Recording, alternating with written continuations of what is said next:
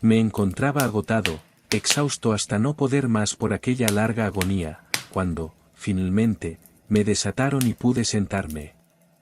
Noté que perdía el conocimiento, que me desmayaba. La sentencia, la terrible sentencia de muerte, fue la última frase claramente acentuada que llegó a mis oídos. Después, el sonido de las voces de los inquisidores me pareció que se apagaba en el indefinido zumbido de un sueño, y aquel ruido provocaba en mi espíritu una idea de rotación, quizá a causa de que lo asociaba en mis pensamientos con una rueda de molino. Pero ello duró poco tiempo. De pronto, no oí nada más. No obstante, durante algún rato pude ver, pero con qué tremenda exageración. Veía los labios de los jueces vestidos de negro, eran blancos. Más blancos que la hoja de papel sobre la que estoy escribiendo estas palabras. Y delgados, muy delgados, hasta lo grotesco. Mejor dicho, adelgazados por la intensidad de su dura expresión, de su resolución inexorable, del riguroso desprecio hacia el dolor humano. Veía que los decretos de lo que para mí representaba el destino salían aún de aquellos labios. Los vi retorcerse en una frase mortal. Los vi pronunciar las sílabas de mi nombre. Y me estremecí al observar que el sonido no seguía al movimiento. Durante varios momentos, de espanto frenético, advertí asimismo la blanda y casi imperceptible ondulación de las negras colgaduras que cubrían las paredes de la sala, y mis ojos recayeron entonces sobre los 7 grandes hachones que se habían colocado encima de la mesa. Tomaron para mí, al principio, el aspecto de la caridad y los imaginé ángeles blancos y esbeltos que debían salvarme. Pero he aquí que, de pronto, una náusea mortal invadió mi alma, y sentí que cada fibra de mi ser se estremecía como si hubiera estado en contacto con los hilos de una batería galvánica. Y las formas angélicas se convertían en insignificantes espectros con cabeza de fuego, y claramente comprendí que no debía esperar auxilio alguno. Entonces, como una magnífica nota musical, se insinuó en mi imaginación la idea del inefable reposo que nos espera en la tumba. Llegó suave, furtivamente. Sospecho que necesité un gran rato para apreciarla por completo. Pero en el preciso instante en que mi espíritu comenzaba a sentir claramente esa idea, y a acariciarla, las figuras de los jueces se desvanecieron como por arte de magia. Los hachones se redujeron a la nada. Sus luces se apagaron por completo, y sobrevino la negrura de las tinieblas. Todas las sensaciones fingieron desaparecer como en una zambullida loca y precipitada del alma en el Hades. Y el universo fue solo noche, silencio, quietud. Estaba desvanecido. Pero, sin embargo, no puedo decir que hubiese perdido la conciencia del todo. La que me quedaba, no intentaré definirla. Ni describirla siquiera. Pero, en fin, no todo estaba perdido. En medio del más profundo sueño, no. En medio del delirio, no. En medio del desvanecimiento, no. En medio de la muerte, no. Si fuera de otro modo, no habría salvación para el hombre. Cuando nos despertamos del más profundo sueño, rompemos la telaraña de algún sueño. Y, no obstante, un segundo más tarde es tan delicado este tejido que no recordamos haber soñado. 2 grados hay al volver del desmayo a la vida. Por una parte, el representado por el sentimiento de la existencia moral o espiritual y, por otra, el de la sensación de la existencia física. Parece probable que sí, al llegar al segundo grado, hubiéramos de evocar las impresiones del primero, volveríamos a encontrar todos los recuerdos elocuentes del abismo transmundano. ¿Y cuál es ese abismo? ¿Cómo, al menos, podremos distinguir sus sombras de las de la tumba? Pero si las impresiones de lo que he llamado primer grado no acuden de nuevo al llamamiento de la voluntad, no obstante, después de un largo intervalo, no aparecen sin ser solicitadas, mientras, maravillados, nos preguntamos de dónde proceden. Quien no se haya desmayado nunca no descubrirá extraños palacios y casas singularmente familiares entre las ardientes llamas, no será el que contemple, flotantes en el aire, las visiones melancólicas que el vulgo no puede vislumbrar, no será el que medite sobre el perfume de alguna flor desconocida, ni el que se perderá en el misterio de alguna melodía que nunca hubiese llamado su atención hasta entonces. En medio de mis repetidos e insensatos esfuerzos, en medio de mi enérgica tenacidad por apresar algún vestigio de ese estado de vacío aparente en el que mi alma había caído, hubo instantes en que soñé triunfar. Tuve momentos fugaces, brevísimos, en que llegué a condensar recuerdos que en épocas posteriores mi razón lúcida me ha afirmado no poder referirse sino a ese estado en que parece aniquilada la conciencia. Muy confusamente me presentan esas sombras de recuerdos grandes figuras que me levantaban, transportándome quedamente hacia abajo, aún más hacia abajo, cada vez más abajo, hasta que me invadió un vértigo espantoso ante la simple idea del infinito en descenso. Me recuerdan también no sé qué vago espanto que experimentaba el corazón, precisamente a causa de la calma sobrenatural de ese corazón. Después, el sentimiento de una repentina inmovilidad en todo lo que me rodeaba. Cual si quienes me transportaban, un cortejo de fantasmas, hubieran pasado, al descender, los límites de lo ilimitado, y se hubiesen detenido, vencidos por el hastío infinito de su tarea. Recuerda mi alma más tarde una sensación de insipidez y de humedad, después, todo no es más que locura, la locura de una memoria que se agita en lo abominable. De pronto, vuelven a mi alma un movimiento y un sonido, el movimiento tumultuoso del corazón y el rumor de sus latidos. Luego, un intervalo en el que todo desaparece. Luego, el sonido de nuevo, el movimiento y el tacto. Como una sensación vibrante penetradora de mi ser. Después la simple conciencia de mi existencia sin pensamiento, sensación que duró mucho. Más tarde, bruscamente, el pensamiento de nuevo, un temor que me producía escalofríos y un esfuerzo ardiente por comprender mi verdadero estado. Después, un vivo afán de caer en la insensibilidad.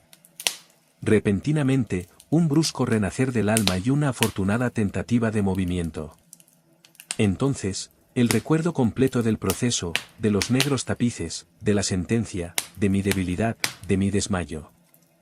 Y el olvido más completo en torno a lo que ocurrió más tarde. Únicamente después, y gracias a la constancia más enérgica, he logrado recordarlo vagamente. No había abierto los ojos hasta ese momento. Pero sentía que estaba tendido de espaldas y sin ataduras. Extendí la mano, pesadamente, cayó sobre algo húmedo y duro. Durante algunos minutos la dejé descansar así, haciendo esfuerzos por adivinar dónde podía encontrarme y lo que había sido de mí. Sentía una gran impaciencia por hacer uso de mis ojos, pero no me atrevía a abrirlos. Sentía miedo de la primera mirada sobre las cosas que me rodeaban. No es que me intimidara contemplar cosas espantosas, sino que me aterraba la idea de no ver nada. Al fin, con una loca angustia en el corazón, abrí rápidamente los ojos. Mi horrible pensamiento se halló, entonces, confirmado. Me rodeaba la negrura de la noche eterna. Me parecía que la intensidad de las tinieblas me oprimía y me sofocaba. La atmósfera era intolerablemente pesada. Continué acostado tranquilamente e hice un esfuerzo por emplear mi razón. Recordé los procedimientos acusatorios. Y, partiendo de esto, procuré determinar mi posición verdadera. Había sido pronunciada la sentencia y me parecía que desde entonces había transcurrido un largo intervalo de tiempo. Sin embargo, ni un solo momento imaginé que estuviera realmente muerto. A pesar de todas las ficciones literarias, semejante idea es absolutamente incompatible con la existencia real. Pero, ¿dónde me encontraba y cuál era mi estado? Sabía que los condenados a muerte morían con frecuencia en los autos de fe. La misma tarde del día de mi juicio se había celebrado una solemnidad de esta especie. ¿Me habían llevado, acaso, de nuevo a mi calabozo para aguardar en él el próximo sacrificio que había de celebrarse meses más tarde? Desde el principio comprendí que esto no podía ser. Había sido requerido el contingente de víctimas. Por otra parte, mi primer calabozo, como todas las celdas de los condenados en Toledo, estaba empedrado y había en él alguna luz. De repente, una horrenda idea aceleró mi sangre en torrentes hacia mi corazón, y durante unos instantes caí de nuevo en mi insensibilidad. Al recobrarme de un solo movimiento me levanté sobre los pies, temblando convulsivamente en cada fibra. Desatinadamente, extendí los brazos por encima de la cabeza y a mi alrededor en todas direcciones. No sentí nada. No obstante, temblaba ante la idea de dar un paso, pero me daba miedo tropezar contra los muros de mi tumba. Brotaba el sudor por todos mis poros, y en gruesas gotas frías se detenía sobre mi frente. A la larga, se me hizo intolerable la agonía de la incertidumbre y avancé con precaución extendiendo los brazos y con los ojos fuera de las órbitas, esperanzado de hallar un débil rayo de luz. Di unos pasos, pero todo estaba vacío y oscuro. Respiré más libremente. Y, por fin, me pareció claro que el destino que me habían reservado no era el más espantoso de todos. Entonces, mientras siempre con cuidado continuaba avanzando, se confundían en masa en mi memoria 1000 vagos rumores que sobre los horrores de Toledo corrían. Sobre esos calabozos se contaban cosas extrañas. Yo siempre había creído que eran fábulas. Pero, no obstante, eran tan extrañas que solo podían repetirse en voz baja. ¿Debía morir yo de hambre, en aquel subterráneo lleno de tinieblas, o qué muerte más terrible quizá me esperaba? Puesto que conocía harto bien el carácter de mis jueces, no podía dudar de que el resultado era la muerte, y una muerte de una crueldad escogida. Lo que sería, y la hora de su ejecución, era lo único que me preocupaba y me aturdía. Mis manos encontraron, por último, un sólido obstáculo. Era una pared que parecía construida de piedra, muy lisa, húmeda y fría. La fui siguiendo de cerca, caminando con la desconfianza que me habían inspirado ciertas narraciones de la antigüedad. Sin embargo, esta operación no me proporcionó medio alguno para examinar la dimensión de mi calabozo, pues podía dar la vuelta y volver al punto que parecía la pared. En vista de ello, busqué el cuchillo que guardaba en uno de mis bolsillos cuando fui conducido al tribunal. Pero había desaparecido, porque mis ropas habían sido cambiadas por un traje de burda estameña. Con objeto de comprobar perfectamente mi punto de partida, había pensado clavar la hoja en alguna pequeña grieta del muro. La dificultad era bien fácil de ser solucionada, y, sin embargo, al principio, debido al desorden de mi pensamiento, me pareció insuperable. Rasgué una tira de la orla de mi vestido y la coloqué en el suelo en toda su longitud, formando un ángulo recto con el muro. Recorriendo a tientas el camino en torno a mi calabozo, al terminar el circuito tendría que encontrar el trozo de tela. Por lo menos, esto era lo que yo creía. Pero no había tenido en cuenta ni las dimensiones de la celda ni mi debilidad. El terreno era húmedo y resbaladizo. Tambaleándome, anduve durante un rato. Después tropecé y caí. Mi gran cansancio me decidió a continuar tumbado, y no tardó el sueño en apoderarse de mí en aquella posición. Al despertarme y extender el brazo encontré a mi lado un pan y un cántaro con agua. Estaba demasiado agotado para reflexionar en tales circunstancias, y bebí y comí con avidez. Tiempo más tarde reemprendí el viaje en torno a mi calabozo, y con algún trabajo logré llegar al trozo de estameña. En el momento de caer había contado ya 52 pasos, y desde que reanudé el camino hasta encontrar la tela, 48. De modo que medía un total de 100 pasos, y suponiendo que 2 de ellos constituyeran una yarda, calculé en unas 50 yardas la circunferencia de mi calabozo. Sin embargo, había tropezado con numerosos ángulos en la pared, y esto impedía el conjeturar la forma de la cueva, pues no había duda alguna de que aquello era una cueva. No ponía gran interés en aquellas investigaciones, y con toda seguridad estaba desalentado. Pero una vaga curiosidad me impulsó a continuarlas. Dejando la pared decidí atravesar la superficie de mi prisión. Al principio, procedí con extraña precaución, pues el suelo, aunque parecía ser de una materia dura, era traidor por el cieno que en él había. Sin embargo, al cabo de unos instantes, logré animarme, y comencé a andar con seguridad, procurando cruzarlo en línea recta. De esta forma avancé 10 o 12 pasos, cuando el trozo rasgado que quedaba de borde se me enredó entre las piernas, haciéndome caer de bruces violentamente. En la confusión de mi caída no noté al principio una circunstancia no muy sorprendente y que, no obstante, segundos después, hallándome todavía en el suelo, llamó mi atención. Mi barbilla se apoyaba sobre el suelo del calabozo, pero mis labios y la parte superior de la cabeza, aunque parecían colocados a menos altura que la barbilla, no descansaban en ninguna parte. Me pareció, al mismo tiempo, que mi frente se empapaba en un vapor viscoso y que un extraño olor a setas podridas llegaba hasta mi nariz. Extendí el brazo y me estremecí al descubrir que había caído al borde mismo de un pozo circular cuya extensión no podía medir en aquel momento. Tocando las paredes precisamente debajo del brocal, logré arrancar un trozo de piedra y la dejé caer en el abismo. Durante unos segundos presté oídos a los rebotes. Chocaba en su caída contra las paredes del pozo. Lúgubremente, se hundió por último en el agua, despertando ecos estridentes. En el mismo instante, se dejó oír un ruido sobre mi cabeza, como de una puerta abierta y cerrada casi al mismo tiempo, mientras un débil rayo de luz atravesaba repentinamente la oscuridad y se apagaba enseguida. Con toda claridad vi la suerte que se me preparaba y me felicité por el oportuno accidente que me había salvado. Un paso más, y el mundo no me hubiera vuelto a ver. Aquella muerte, evitada a tiempo, tenía ese mismo carácter que había yo considerado como fabuloso y absurdo en las historias que sobre la Inquisición había oído contar. Las víctimas de su tiranía no tenían otra alternativa que la muerte, con sus crueles agonías físicas o con sus abominables torturas morales. Esta última fue la que me había sido reservada. Mis nervios estaban abatidos por un largo sufrimiento, hasta el punto de que me hacía temblar el sonido de mi propia voz, y me consideraba por todos motivos una víctima excelente para la clase de tortura que me aguardaba.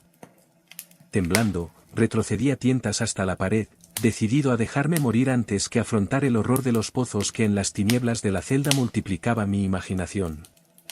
En otra situación de ánimo hubiese tenido el suficiente valor para concluir con mis miserias de una sola vez, lanzándome a uno de aquellos abismos, pero en aquellos momentos era yo el más perfecto de los cobardes. Por otra parte, me era imposible olvidar lo que había leído con respecto a aquellos pozos, de los que se decía que la extinción repentina de la vida era una esperanza cuidadosamente excluida por el genio infernal de quien los había concebido. Durante algunas horas me tuvo despierto la agitación de mi ánimo. Pero, al final, me adormecí de nuevo. Al despertarme, como la primera vez, hallé a mi lado un pan y un cántaro de agua. Me consumía una sed abrasadora, y de un trago vacié el cántaro. Algo debía de tener aquella agua, pues apenas bebí, sentí unos irresistibles deseos de dormir. Caí en un sueño profundo parecido al de la muerte. No he podido saber nunca cuánto tiempo duró. Pero al abrir los ojos pude distinguir los objetos que me rodeaban. Gracias a una extraña claridad sulfúrea, cuyo origen no pude descubrir al principio, podía ver la magnitud y aspecto de mi cárcel. Me había equivocado mucho con respecto a sus dimensiones. Las paredes no podían tener más de 25 yardas de circunferencia. Durante unos minutos, ese descubrimiento me turbó grandemente, turbación en verdad pueril, ya que, dadas las terribles circunstancias que me rodeaban, ¿qué cosa menos importante podía encontrar que las dimensiones de mi calabozo? Pero mi alma ponía un interés extraño en las cosas nimias, y tenazmente me dediqué a darme cuenta del error que había cometido al tomar las medidas de aquel recinto. Por último se me apareció, como un relámpago, la luz de la verdad. En mi primera exploración había contado 52 pasos hasta el momento de caer. En ese instante debía encontrarme a 1 o 2 pasos del trozo de tela. Ciertamente, había efectuado casi el circuito de la cueva. Entonces me dormí de nuevo, y al despertarme, necesariamente debí de volver sobre mis pasos, creando así un circuito casi doble del real.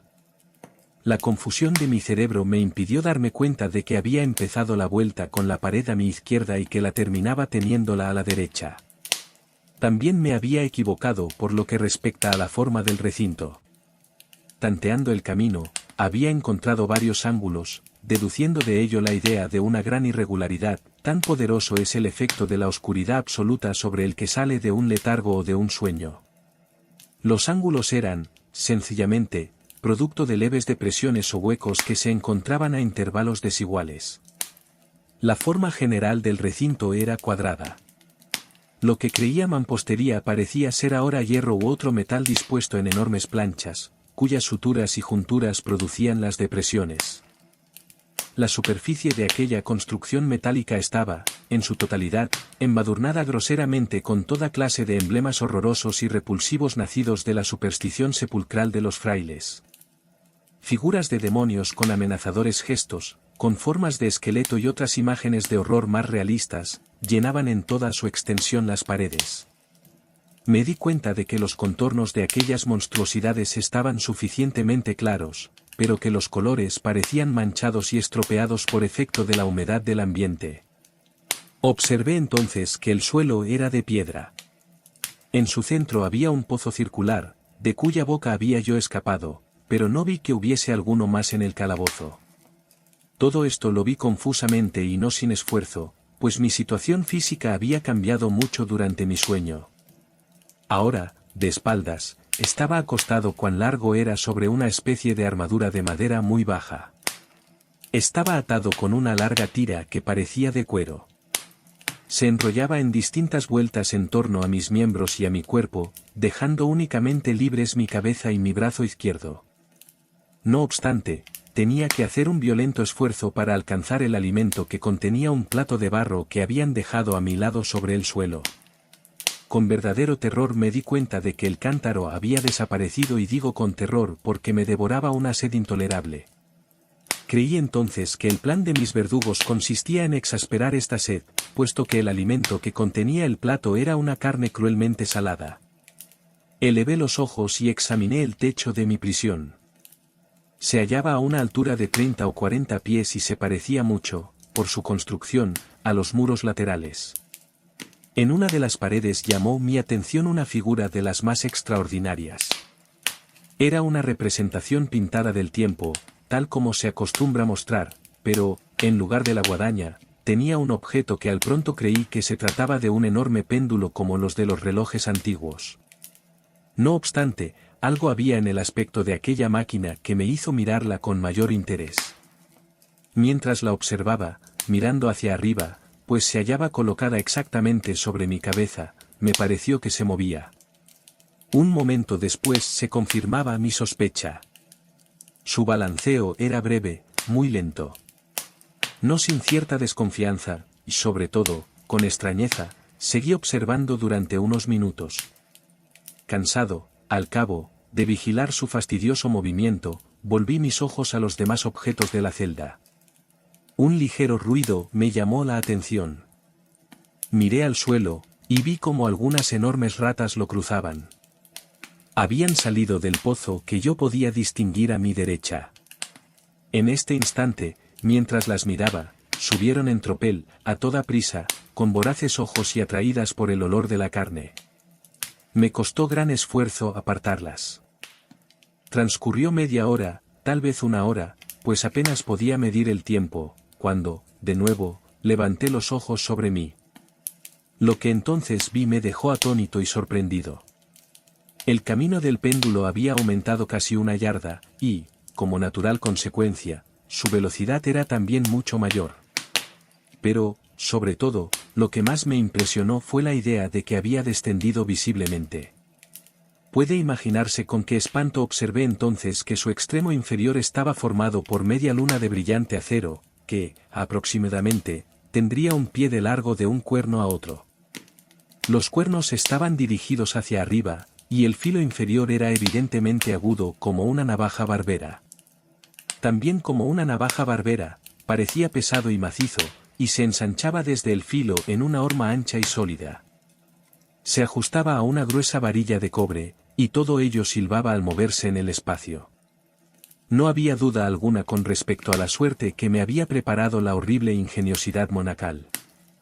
Los agentes de la Inquisición habían previsto mi descubrimiento del pozo. Es decir, del pozo, cuyos horrores habían sido reservados para un hereje tan temerario como yo, del pozo, imagen del infierno, considerado por la opinión como la última tule de todos los castigos.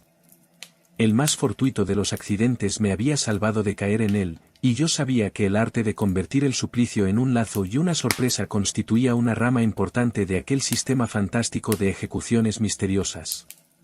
Por lo visto, habiendo fracasado mi caída en el pozo, no figuraba en el demoníaco plan arrojarme a él. Por tanto, estaba destinado, y en este caso sin ninguna alternativa, a una muerte distinta y más dulce. ¿Más dulce? En mi agonía, pensando en el uso singular que yo hacía de esta palabra, casi sonreí. ¿Para qué contar las largas, las interminables horas de horror, más que mortales, durante las que conté las vibrantes oscilaciones del acero? Pulgada a pulgada, línea a línea, descendía gradualmente, efectuando un descenso solo apreciable a intervalos, que eran para mí más largos que siglos. Y cada vez más, seguía bajando, bajando. Pasaron días, tal vez muchos días, antes de que llegase a balancearse lo suficientemente cerca de mí para abanicarme con su aire acre. Hería mi olfato el olor del acero afilado. Rogué al cielo, cansándole con mis súplicas, que hiciera descender más rápidamente el acero.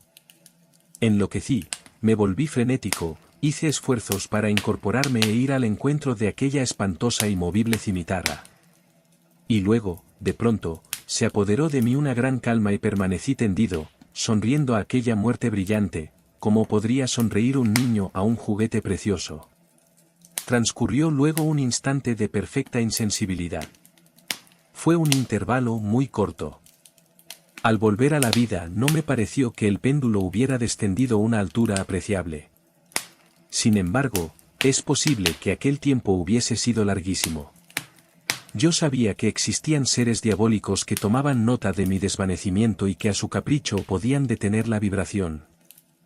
Al volver en mí, sentí un malestar y una debilidad indecibles. Debía de ser el resultado de una gran inanición. Con un esfuerzo penoso, extendí el brazo izquierdo tan lejos como mis ligaduras me lo permitieron, y me apoderé de un pequeño sobrante que las ratas se habían dignado dejarme. Al llevarme un pedazo a los labios, un informe pensamiento de extraña alegría, de esperanza, se alojó en mi espíritu. No obstante, ¿qué había de común entre la esperanza y yo? Repito en afirmar que se trataba de un pensamiento informe. Frecuentemente, tiene el hombre pensamientos así, que nunca se completan. Me di cuenta de que se trataba de un pensamiento de alegría, de esperanza, pero comprendí también que había muerto al nacer. Me esforcé inútilmente en completarlo, en recobrarlo. Mis largos sufrimientos habían aniquilado casi por completo las ordinarias facultades de mi espíritu. Yo era un imbécil, un idiota. La oscilación del péndulo se efectuaba en un plano que formaba ángulo recto con mi cuerpo. Vi que la cuchilla había sido dispuesta de modo que atravesara la región del corazón. Rasgaría la tela de mi traje, volvería luego y repetiría la operación una y otra vez. A pesar de la gran dimensión de la curva recorrida, unos 30 pies, más o menos, y de la silbante energía de su descenso, que incluso hubiera podido cortar aquellas murallas de hierro, todo cuanto podía hacer, en resumen, y durante algunos minutos, era rasgar mi traje. En este pensamiento me detuve. No me atrevía a ir más allá de él. Insistí sobre él con una sostenida atención, como si con esta insistencia hubiera podido parar allí el descenso de la cuchilla. Empecé a pensar en el sonido que produciría ésta al pasar sobre mi traje, y en la extraña y penetrante sensación que produce el roce de la tela sobre los nervios. Pensé en todas esas cosas, hasta que los dientes me rechinaron. Más bajo aún. Deslizábase cada vez más bajo. Yo hallaba un placer frenético en comparar su velocidad de arriba abajo con su velocidad lateral. Ahora, hacia la derecha, ahora, hacia la izquierda. Después se iba lejos, lejos, y volvía luego, con el chillido de un alma condenada, hasta mi corazón, con el andar fugitivo del tigre. Yo aullaba y reía alternativamente, según me dominase una u otra idea. Más bajo, invariablemente, inexorablemente, más bajo. Movíase a 3 pulgadas de mi pecho. Furiosamente, intenté libertar con violencia mi brazo izquierdo. Estaba libre solamente desde el codo hasta la mano. Únicamente podía mover la mano desde el plato que habían colocado a mi lado hasta mi boca. Solo esto, y con gran esfuerzo. Si hubiera podido romper las ligaduras por encima del codo, hubiese tomado el péndulo e intentado detenerlo, lo que hubiera sido como intentar detener una luz. Siempre más bajo, incesantemente, inevitablemente más bajo. Respiraba con verdadera angustia y me agitaba a cada vibración. Mis ojos seguían el vuelo ascendente de la cuchilla y su caída, con el ardor de la desesperación más enloquecida, espasmódicamente, se cerraban en el momento del descenso sobre mí. Aun cuando la muerte hubiera sido un alivio, oh, qué alivio más indecible. Y, no obstante, temblaba con todos mis nervios al imaginar que bastaría que la máquina descendiera un grado para que se precipitara sobre mi pecho el hacha afilada y reluciente. Y mis nervios seguían temblando, y hacían encoger todo mi ser a causa de la esperanza. Sí, de la esperanza. De la esperanza triunfante aún sobre el potro, que dejábase oír al oído de los condenados a muerte, incluso en los calabozos de la Inquisición. Comprobé que 10 o 12 vibraciones, aproximadamente, pondrían el acero en inmediato contacto con mi traje. Y con esta observación entró en mi ánimo la calma condensada y aguda de la desesperación. Desde hacía muchas horas, desde hacía muchos días, tal vez, pensé por vez primera. Se me ocurrió que la tira o correa que me ataba era de un solo trozo. Estaba atado con una ligadura continuada. La primera mordedura de la cuchilla de la media luna, efectuada en cualquier lugar de la correa, tenía que desatarla lo suficiente para permitir que mi mano la desenrollara de mi cuerpo. Pero qué terrible era, en este caso, su proximidad. El resultado de la más ligera sacudida sería mortal. Por otra parte, ¿habrían previsto o impedido esta posibilidad los secuaces del verdugo? ¿Era probable que en el recorrido del péndulo atravesasen mi pecho las ligaduras? Temblando al imaginar frustrada mi débil esperanza, la última, realmente, levanté la cabeza lo bastante para ver bien mi pecho. La correa cruzaba mis miembros estrechamente, juntamente con todo mi cuerpo, en todos los sentidos, menos en la trayectoria de la cuchilla homicida. Aún no había dejado caer de nuevo la cabeza a su primera posición, cuando sentí brillar en mi espíritu algo que solo sabría definir, aproximadamente, diciendo que era la mitad no formada de la idea de libertad que ya he expuesto, y de la que vagamente había flotado en mi espíritu una sola mitad cuando llevé mis labios ardientes al alimento. Ahora, la idea entera estaba allí presente, débil, apenas viable, casi indefinida, pero, en fin, completa. Inmediatamente, con la energía de la desesperación, intenté llevarla a la práctica. Hacía varias horas que cerca del catre sobre el que me hallaba acostado se encontraba un número incalculable de ratas. Eran tumultuosas, atrevidas, voraces. Fijaban en mí sus ojos rojos, como si no esperasen más que mi inmovilidad para hacer presa. ¿A qué clase de alimento se habrán acostumbrado en este pozo?, me pregunté. Menos una pequeña parte, y a pesar de todos mis esfuerzos para impedirlo, habían devorado el contenido del plato. Mi mano se acostumbró a un movimiento de vaivén hacia el plato. Pero, a la larga, la uniformidad maquinal de ese movimiento le había restado eficacia. Aquella plaga, en su voracidad, dejaba señales de sus agudos dientes en mis dedos. Con los restos de la carne aceitosa y picante que aún quedaba, froté vigorosamente mis ataduras hasta donde me fue posible hacerlo, y hecho esto retiré mi mano del suelo y me quedé inmóvil y sin respirar. Al principio, lo repentino del cambio y el cese del movimiento hicieron que los voraces animales se asustaran. Se apartaron alarmados y algunos volvieron al pozo. Pero esta actitud no duró más que un momento. No había yo contado en vano con su glotonería. Viéndome sin movimiento, una o dos de las más atrevidas se encaramaron por el catre y olisquearon la correa. Todo esto me pareció el preludio de una invasión general. Un nuevo tropel surgió del pozo. Se agarraron a la madera, la escalaron y a centenares saltaron sobre mi cuerpo. Nada las asustaba el movimiento regular del péndulo. Lo esquivaban y trabajaban activamente sobre la engrasada tira. Se apretaban moviéndose y se amontonaban incesantemente sobre mí. Sentía que pululaban sobre mi garganta y que sus fríos hocicos buscaban mis labios. Me encontraba medio sofocado por aquel peso que se multiplicaba constantemente. Un asco espantoso, que ningún hombre ha sentido en el mundo, henchía mi pecho y helaba mi corazón como un pesado vómito. Un minuto más, y me daba cuenta de que la operación habría terminado. Sobre mí, sentía perfectamente la distensión de las ataduras. Me daba cuenta de que en más de un sitio habían de estar cortadas, con una resolución sobrehumana. Continué inmóvil. No me había equivocado en mis cálculos. Mis sufrimientos no habían sido vanos. Sentí luego que estaba libre.